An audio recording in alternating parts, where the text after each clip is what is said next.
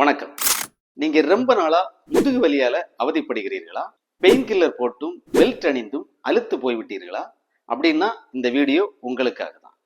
ID ஊழியர்கள் முதல் இல்லத்தரசிகள் வரை 5-4 பேருக்கு இந்த வலி இருக்கு. நிற்க முடியல, உட்கார முடியல, எந்த வேலையும் செய்ய முடியாம இந்த வலி நம்மளை பாடாய் படுத்தி எடுக்கும்.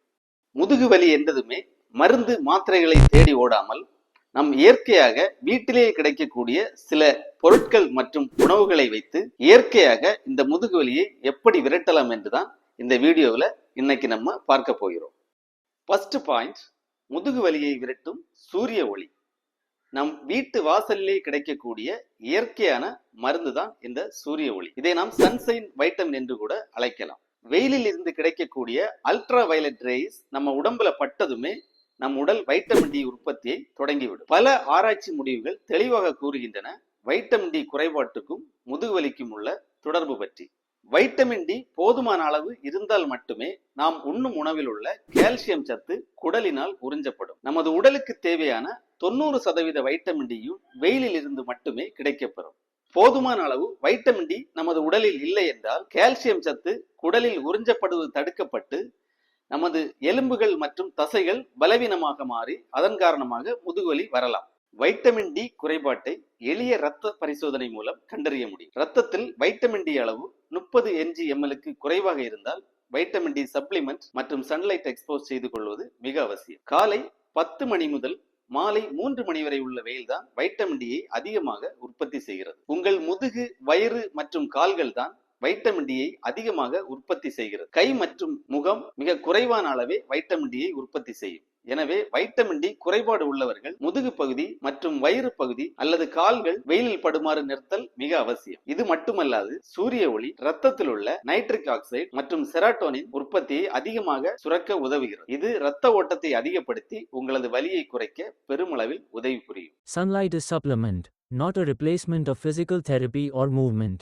அடுத்ததாக புரதம், புரோட்டீன்.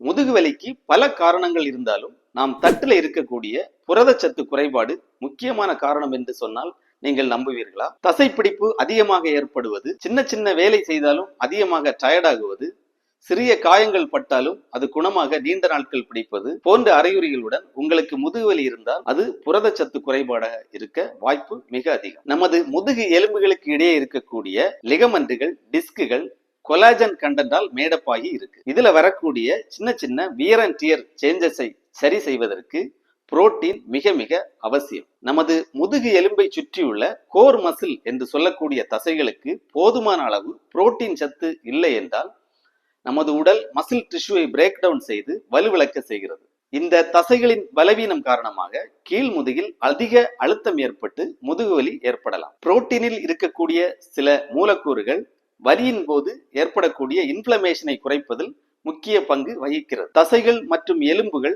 வலுவாகவும் எலாஸ்டிக் தன்மையுடன் இருக்க புரோட்டீன் மிக அவசியம். இவ்வளவு முக்கியத்துவம் வாய்ந்த புரோட்டீன் நம் உடலுக்கு எப்படி கிடைக்கும்? நாம் உண்ணும் உணவில் இருந்துதான். எந்தெந்த உணவுகளில் புரோட்டீன் சத்து அதிகமாக உள்ளது என்பதை பற்றி அடுத்ததாக பார்ப்போம். சைவ உணவில் பருப்பு வகைகள், பன்னீர், பால் பொருட்கள், சோயா, சுண்டல், நட்ஸ் ஆகியவற்றில் அதிக அளவு புரோட்டீன் உள்ளது. அசைவ உணவுகளில் முட்டை, மீன், கோழி இறைச்சி போன்றவற்றில் அதிக புரோட்டீன் உள்ளது. புரோட்டீன் மட்டும் போதாது, போதிய அளவு தண்ணீர் அருந்துவதும் மிக அவசியம். அப்படி செய்தால்தான் புரோட்டீன் உங்களுக்கு உடலுக்கு முழுவதுமாக சென்றடையும். உங்களுக்கு ஏற்கனவே கிட்னி சம்பந்தப்பட்ட நோய்கள் இருந்தால் புரோட்டீன் டயட் எடுப்பதற்கு முன்னாடி உங்கள் குடும்ப மருத்துவரை ஆலோசித்து எடுப்பது நல்லது. ஆரோக்கியமாக சாப்பிடுவோம், ஆனந்தமாக வாழ்வோம். மூன்றாவதாக முதுகு வலியை விரட்டும் ஐஸ் வைத்தியம், அதாவது கிரையோதெரபி. நாள் முழுவதும் உட்கார்ந்து முதுகுவலி ஏற்பட்டாலும் ஏதோ காயத்தினால் முதுகுவலி ஏற்பட்டாலும் சூடான ஒத்தடம் கொடுக்கலாம் என்றுதான் நாம் பெரும்பாலும் நினைப்போம். ஆனால் இந்த சூடு ஒத்தடத்தை விட கிரையோதெரபி சிகிச்சை தான் பல நேரங்களில் அதிக பலன் உங்களுக்கு தரும். இது எப்படி வேலை செய்கிறது என்பதை அடுத்ததாக பார்க்கலாம். கிரையோதெரபி என்றதுமே இது ஏதோ காஸ்ட்லியான சிகிச்சை என்று நீங்கள் நினைக்க வேண்டாம். கடும் குளிரை குறிப்பிட்ட பகுதிக்கு கொடுத்து சிகிச்சை அளிப்பதைத்தான் கிரையோதெரபி என்கிறோம். இது ஐஸ் பேக் முதல் ஐஸ் சேம்பர்ஸ் வரை பலவிதம். இந்த கிரையோதெரபி சிகிச்சையில் எப்படி வலி வீக்கம் குறைகிறது என்பதை பற்றி அடுத்ததாக பார்க்கலாம். குளிர்ச்சியான பொருள் நம் உடலில் நீண்ட நேரம் படும்போது இரத்த குழாய்கள் அந்த இடத்தில் தற்காலிகமாக சுருக்கப்பட்டு இரத்த ஓட்டம் குறைகிறது. இதன் காரணமாக அந்த இடத்தில் வீக்கம் என்று சொல்லக்கூடிய இன்ஃப்ளமேஷன் குறைந்து உங்களுக்கு வலி குறையலாம். அடுத்ததாக மரத்து போதல், அதாவது நம்பிங் எஃபெக்ட். குளிர்ச்சி தற்காலிகமாக நரம்பு மண்டலத்தை மரத்து போக செய்கிறது. இதனால் வலி உங்களது மூளைக்கு கடத்தப்படுவது குறைக்கப்படும். அடுத்ததாக மெட்டபாலிக் சேஞ்சஸ். குளிரூட்டும் போது அந்த இடத்தில் உள்ள மெட்டபாலிக் ரேட் குறைக்கப்படுகிறது. இதன் காரணமாக செல்கள் அழிவது பெரும்பாலும் தடுக்கப்படும். Chemical release. வலி உண்டாக்கும் ரசாயனங்கள் சுரப்பை ஐஸ் தெரபி பெரும்பாலும் குறைக்கிறது. ஐஸ் வைக்கும் போது ஒரு சில முக்கியமான மாற்றங்கள் நம் உடலில் நடக்கும். நம் தோலில் ஐஸ் வைக்கும் போது இரத்த நாளங்கள் முதலில் சுருங்க ஆரம்பிக்கும். இதை வாசோ கன்ஸ்ட்ரிக்ஷன் என்று அழைக்கிறோம். இதனால் அந்த இடத்திற்கு தற்காலிகமாக இரத்த ஓட்டம் குறையும். நம் உடலின் டிஃபென்ஸ் மெக்கானிசமாக 5 முதல் 10 நிமிடங்கள் தொடர்ந்து ஐஸ் வைக்கும் போது அந்த இடத்தில் உள்ள திசுக்கள் பாதிப்படையாமல் இருக்க மூளை ஒரு கட்டளையை அனுப்பும். இப்போது சுருங்கிய அந்த இரத்த குழாய்கள் திடீரென விரிவடை. இதை வாசோ டைலட்டேஷன் என்கிறோம். இதன் மூலம் சூடான ரத்தம் அந்த பகுதிக்கு சென்று திசுக்கள் உறைந்து போகாமல் தடுக்கும். இப்படி இரத்த குழாய்கள் சுருங்குவதும் விரிவதும் மாறி மாறி நடப்பதால் அந்த இடத்தில் உள்ள வீக்கம் குறைந்து வலியும் உங்களுக்கு குறையும். ஒரு சில விதிமுறைகளுடன் இதை நீங்கள் வீட்டிலேயே செய்யலாம். ஐஸ் கட்டியை நேரடியாக தோலில் வைக்காமல் ஒரு மெல்லிய துணியில் சுற்றி வைக்கலாம். 10 முதல் 15 நிமிடங்கள் மட்டுமே வைக்க வேண்டும். அதற்கு மேல் வைக்க வேண்டாம். தினமும் 3 to 4 முறை அந்த இடத்தில் ஐஸ் கட்டியால் நீங்கள் ஒத்தடம் கொடுக்கலாம். இரத்த குழாய் சம்பந்தமான ஏதேனும் பிரச்சனை உங்களுக்கு இருந்தால் தகுந்த மருத்துவரின் ஆலோசனை பெற்று கிரையோதெரபி சிகிச்சை செய்யவும். 4வதாக மேஜிக் உணவுகள். முதுகு வலிக்கு பிசியோதெரபி, மாத்திரை, உடற்பயிற்சி எல்லாம் தாண்டி நீங்கள் சாப்பிடுகிற உணவும் ஒரு மருந்தாக அமையும் என்று உங்களுக்கு தெரியுமா? நாம் சாப்பிடுகிற உணவு 50% வலியை கூட்டலாம் அல்லது குறைக்கலாம். உங்கள் உடலை ஒரு வாகனத்தை போல நினைத்துக் கொள்ளுங்கள். அசுத்தமான எரிபொருளை வாகனத்திற்கு நிரப்பினால் என்ஜின் அடைபட்டு வாகனம் ஓடுவதில் தடங்கல் ஏற்படும் அல்லது சத்தம் போடும். அதுபோல அதிக சர்க்கரை மற்றும் பதப்படுத்தப்பட்ட உணவுகள் உடலில் அலர்ச்சியை தூண்டும், சைட்டோகைன் உற்பத்தியை தூண்டி உங்கள் நரம்புகளை வலிக்கு அதிக உணர்திறன் கொண்டதாக மாற்றுகிறது. எந்தெந்த உணவு வகைகள் முதுகுவலியை குறைப்பதில் முக்கிய பங்காற்றுகிறது என்று அடுத்ததாக பார்ப்போம். ஒமேகா 3 அதிகமுள்ள கடல் மீன் உணவுகள். அடுத்ததாக மஞ்சள். இதில் இருக்கும் குர்குமின் ஒரு இயற்கையான வலி நிவாரணி போல் செயல்பட்டு முதுகுவலியை குறைப்பதில் முக்கிய பங்காற்றுகிறது. ஒரு சிட்டிகை மஞ்சள் தூளை பாலில் கலந்து தினமும் சாப்பிடலாம். அடுத்ததாக இஞ்சி. மிதமான அளவு இஞ்சி சாறு அல்லது இஞ்சி டீ குடிப்பது தசைகளின் பிடிப்பை குறைக்கும். பழங்கள். ஸ்ட்ராபெரி, ப்ளூபெரி போன்ற பழங்களில் ஆன்டி ஆக்சிடென்ட் அதிகம் உள்ளது. இது நரம்புகளுக்கு புத்துணர்ச்சி தரும். தண்டுவடம் பலமாக இருக்க கால்சியம் சத்து மிக அவசியம். பால், தயிர், பன்னீர் போன்றவற்றில் அதிக அளவு கால்சியம் உள்ளது. மேலும் முருங்கைக்கீரை, கேழ்வரகு, அரைக்கீரை போன்றவற்றில் கால்சியம் அதிகமாக கொட்டி கிடக்கு. நல்லது சாப்பிடுவது எவ்வளவு முக்கியமோ கெட்டதை தவிர்ப்பது அதைவிட அதிக முக்கியம். அதிக சர்க்கரை உணவுகள், மிட்டாய், சோடா இவைகள் உங்கள் வலியை பன்மடங்கு அதிகமாகும். மைதா, ஜங்க் உணவுகள் உங்கள் உடல் எடையை கூட்டி முதுகுக்கு அதிக அழுத்தத்தை கொடுக்கும். அதிக டீ, காஃபி குடிப்பது கால்சியம் உங்கள் உடலில் உறிஞ்சப்படுவதை தவிர்க்கும். இதனால் அளவாக டீ, காஃபி எடுத்துக்கொள்வது நல்லது. நமது முதுகு தண்டில் இருக்கக்கூடிய ஸ்பாஞ்ச் மாதிரி அதுல 80% தண்ணீர் தான் இருக்கிறது. உடம்பில் நீர்ச்சத்து சற்று குறைவாக இருந்தால் டிஸ்க் உலர்ந்து போய் எளிதில் தேய்மானம் அடையும். எனவே தினமும் 3 லிட்டர் தண்ணீர் குடிப்பது மிக அவசியம்.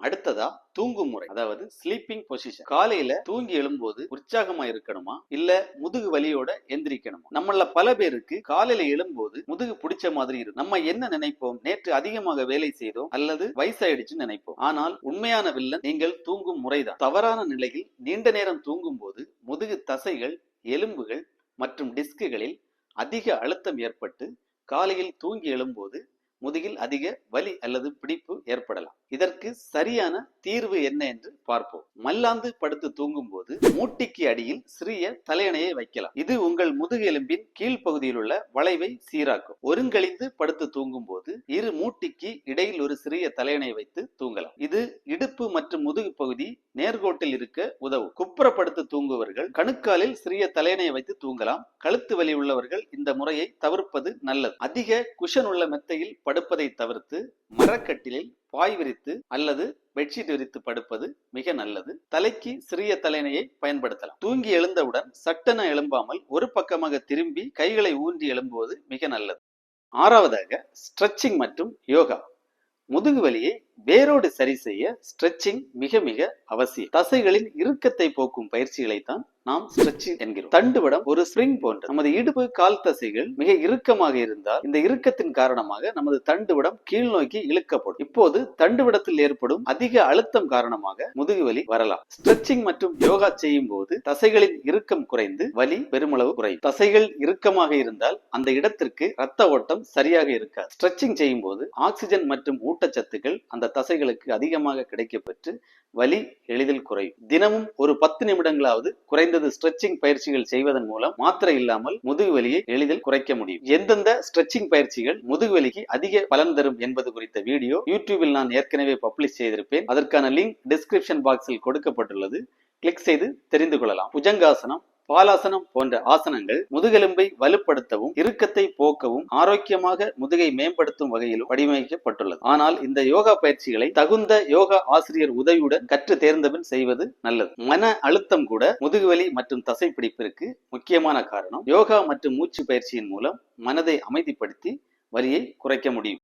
இறுதியா நீச்சல் பயிற்சி, மேஜிக் ஆஃப் ஸ்விம்மிங். மருந்து இல்லாமல் ஜாலியா தண்ணீர்ல விளையாடிக்கிட்டு முதுகுவலியை எப்படி குணப்படுத்தலாம்னு தான் பார்க்க போகிறோம். கழுத்தளவு தண்ணீர்ல நீங்க நிற்கும் போது உங்க உடல் எடையில் 90% குறைகிறது. இதனால் முதுகு எலும்புகள் மற்றும் டிஸ்குகளில் உள்ள அழுத்தம் குறைந்து ஒரு ரிலாக்ஸான ஃபீலிங் கிடைக்கும். தண்ணீர் காற்றை விட அடர்த்தி அதிகமானது. நீந்தும் போது மிதமான ரெசிஸ்டன்ஸை உடலுக்கு கொடுப்பதால் முதுகெலும்பை சுற்றியுள்ள தசைகள் பலப்படுகிறது. எல்லா நீச்சல் முறைகளும் நல்லது கிடையாது.